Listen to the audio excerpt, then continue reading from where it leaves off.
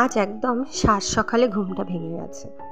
তো ওই তো ঘুম থেকে উঠে আগে একটু প্রভুকে প্রণাম করে নিলাম, সব ঠাকুরদেরকে প্রণাম টনাম করে নিয়ে একটু বাইরের দৃশ্যটা দর্শন করছি।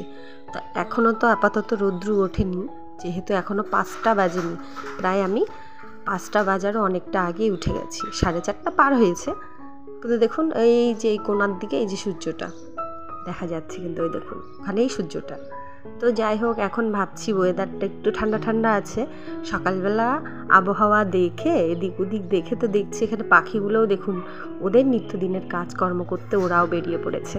আর আমরা মানুষরা মানে গরম লাগে, রাত্রে ঘুম হয় না, তো অনেকটা বেলা পর্যন্ত ঘুমোই। তো এখন দেখুন 5:30 বাজে, মানে এতক্ষণ আমি বাইরে ছিলাম। তো চলুন এখন একটু এই ওরা বাবা ছেলে ঘুমাচ্ছে, আমি তো এখন আর শুবো না। তো যাই হোক, এই যে জানলাটা খুলে দিচ্ছি, তাহলে ঘরে একটু বাইরের হাওয়া টাওয়াগুলো ঢুকবে, নতুবা ঘরটা না একদম বোমের মতন হয়ে থাকবে একটু পরে। নমস্কার, কেমন আছো তোমরা সবাই? সঙ্গীতার ঘরকোনা ইউটিউব ব্লগে আরও একবার আপনাদের স্বাগত। যে যেখান থেকে আমার ব্লগটি দেখছেন, যদি আপনাদের কোথাও ভালো লেগে যায় তো অবশ্যই তোমরা আমার নতুন বন্ধু হয়ে আমার চ্যানেলটি সাবস্ক্রাইব করে আমার পাশে থেকো। তো চলুন আজকে তোমাদেরকে এখান থেকে নিয়ে একসাথে ব্লগটা শুরু করি। এই যে মশারিটা খুলে দিচ্ছি, মশারিটা যদি না খুলে দিই হবেটা কি, এই তো আগে স্ট্যান্ড ফ্যানটা সারা রাত চলেছে, ওর তো ভিতরে যন্ত্রপাতিগুলো প্রচণ্ড গরম হয়ে যায়। তো যাই হোক, এখন হচ্ছে উপরের ফ্যানটা চালিয়ে দেয়, সকাল টাইমটাতে একটু ওটা ঠান্ডা হয়ে যাবে, ওটার মোটরটা। তারপরে সিলিং ফ্যানটা এখন একটু চালিয়ে দিলাম, তাহলে ওটা দিয়ে ওরা হাওয়া খাবে। তো ততক্ষণ আমি ঘরটা ঝাড় দিয়ে নিচ্ছি।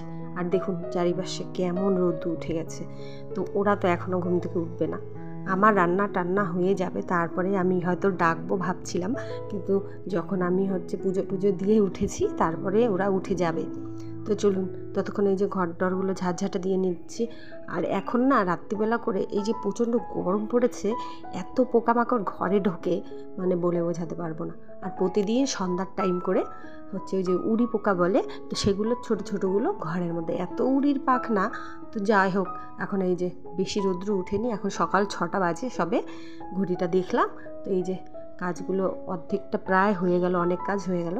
তো যাই হোক, এখন বাইরের দিকটা এই যে ঝাঁঝাটা দিয়ে নিচ্ছি। আর এখনও তো রাস্তা বন্ধ, তো আমি তো এই পাশ দিয়ে অতটা যাওয়া আসা করি না, আমি ওই পাশ দিয়েই যাওয়া আসা করি আমাদের বারান্দা দিয়ে। তো যাই হোক, এখন আমি যাবো স্নান করতে, তারপরে দেবো একবারে পুজো।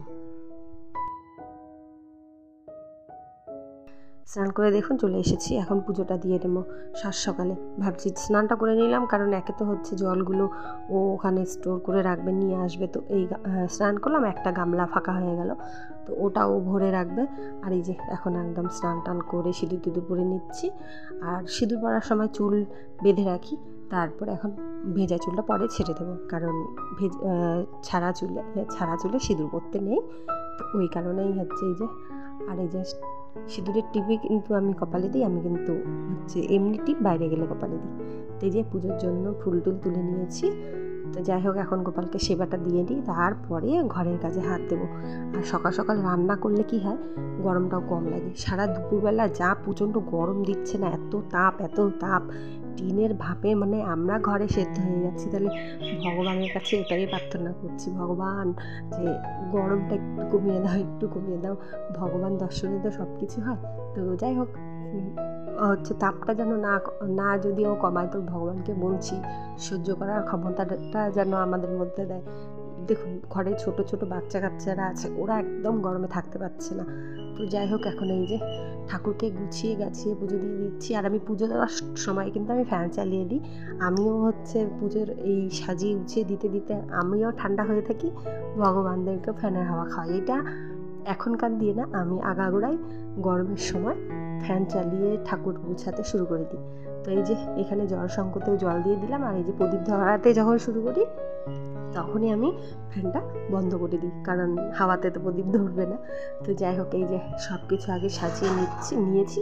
তারপরে এখন তুলসী পাড়ে পুজো দিয়ে আসলাম। তো এখন এই যে গোবিন্দকে সেবা দিয়ে দিচ্ছি, তারপরে দেবো মা লক্ষ্মী নারায়ণ রাধা গোবিন্দ সকলকে। তো ঠাকুরকে প্রাণ ভরে ডাকছি, ভগবান এত গরম থাকা যাচ্ছে না। তো যাই হোক, এই যে ঠাকুরদেরকে সবারই প্রণাম করে নিচ্ছি। আর এখন হচ্ছে ঠাকুরকে আহ্বান করব যাতে ওনারা এসে এই যে প্রসাদ গ্রহণ করে। তো চলুন আরতিটা করে নিই।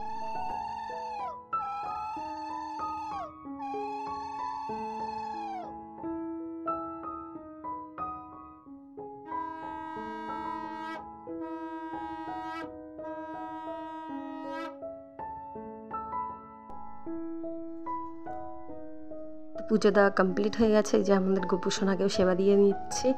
আর গোপুসোনাকে বলছি, বাবা তোমাকে কি গরম করছে, একটু সহ্য করে নিও, আর ঠান্ডা করলেও বলবে, গরম করলে বলবে। আমার যে যখন অসুবিধা হয় আমি তো বুঝতে পারি, সেরকম ভগবানের যদি কোনো অসুবিধা হয় দেখুন, তখন না মনটার থেকে নিজেই বলবে ভগবানকে আজকে এইভাবে সেবাটা দিই। এটা কিন্তু প্রত্যেকটা মানে আমি নিজের থেকে বলছি, এখন অন্যদের কীরকম হয় জানি না, কিন্তু মনটা তখন নিজের থেকে বলবে যে আজকে আমি ভগবানকে এইভাবে সেবা দেব। তো যাই হোক, এই যে পূজা টুজো দেওয়া হয়ে গেছে, এখন ঠাকুরের চরণে চরণে ফুল দিয়ে দিচ্ছি। আর এই যে কালকে ওই দিনকার বেলপাতাগুলোও ছিল কয়েকটা, তো ওগুলোও দিয়ে দিচ্ছি। আর এই যে মা লক্ষ্মীনারায়ণ, রাধা গোবিন্দ আর এই যে গীতা দেবীকেও দিয়ে দিলাম ফুল। আর এখন প্রণামটা সেরে নিই, ব্যাস আমার পুজো দেওয়া আজকে সকালে কমপ্লিট। এই যে আমাদের গোপুসোনা খাওয়া দাওয়া খেয়েছে, তো ওই জন্য মুখটা ভিজে গেছে। তো যাই হোক, পুজোটা দেওয়া কমপ্লিট হয়ে গেছে। তো পুজো দেওয়া যেহেতু কমপ্লিট, তোমরা পুজোটা দেখতে থাকো। এখন চলা যাক রান্নার দিকে, প্রচণ্ড গরম লাগছে।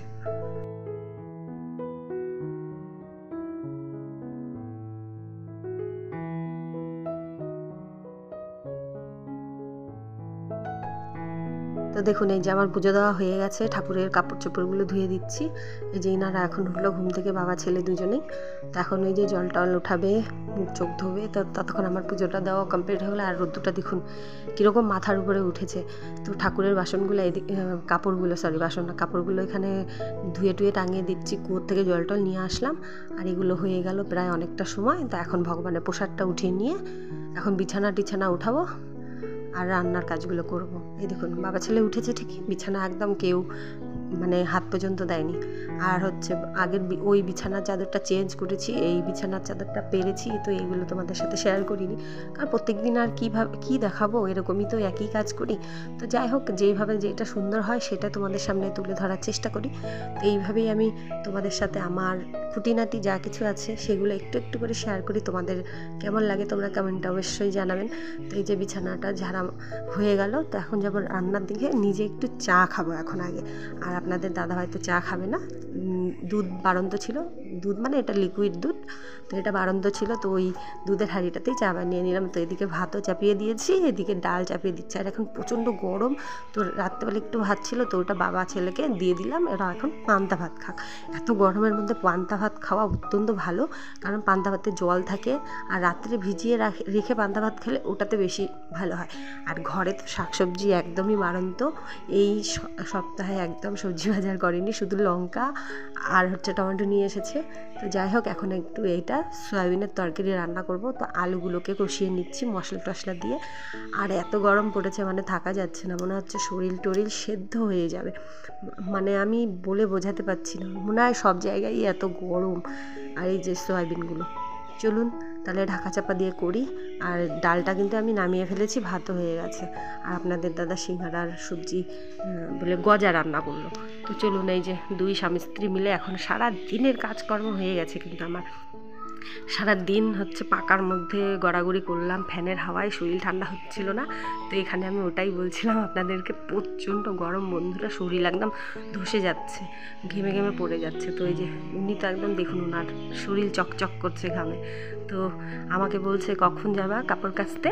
তারপরে আমি বললাম কি, রোদ্দুরটা একটু কমুক, এত রোদ্দুরতে নদীতে যাওয়া যাবে না।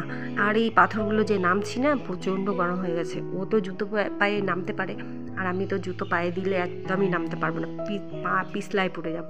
তো যাই হোক, এই যে নদীতে প্রথমে পা দিয়ে দেখলাম, বাপরে নদীর জলগুলো এত গরম, মানে গরমের দিনে যে আমরা যেই কুসুম কুসুম গরম জল দিয়ে স্নান করি ওরকম গরম, নদীতে থাকা যাচ্ছে না, এত ভাপ দিচ্ছে।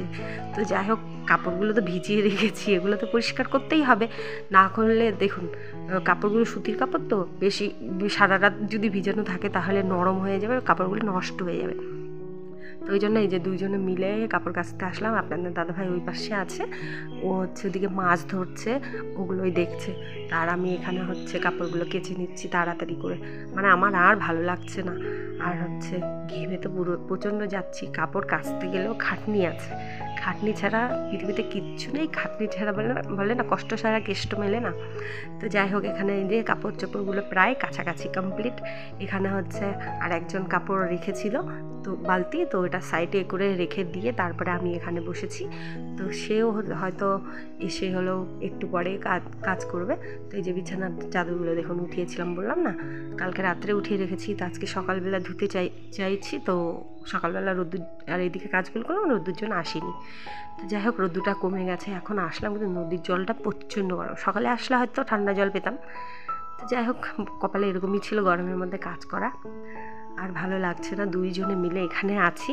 আর এখন বাড়ি যাব। এই যে ধোয়া টোয়া হয়ে গেছে, কাছা, এখন গুছিয়ে টুছিয়ে নিচ্ছি, মানে কাছা হয়ে গেলে এখন ধুয়ে নিচ্ছি। তো চলুন বাড়ির দিকেই যাওয়া যাক। আর আজকে ব্লগটা এখানে শেষ করছি। যদি আপনাদের কোথাও ভালো লেগে থাকে অবশ্যই আপনারা আমার চ্যানেলটি লাইক শেয়ার সাবস্ক্রাইব করে আমার পাশে থাকবেন, আর আমাকে কমেন্ট করবেন আমাদের গ্রাম কেমন লাগে, আমাদের গ্রামের নদী কেমন লাগে, তো আশেপাশের যা কিছু দেখাই তোমাদের কেমন লাগে। তো আজকের মতন এখানে রাখছি, কালকে ফিরে আসছি নতুন ব্লগের সঙ্গে। টাটা, রাধে রাধে।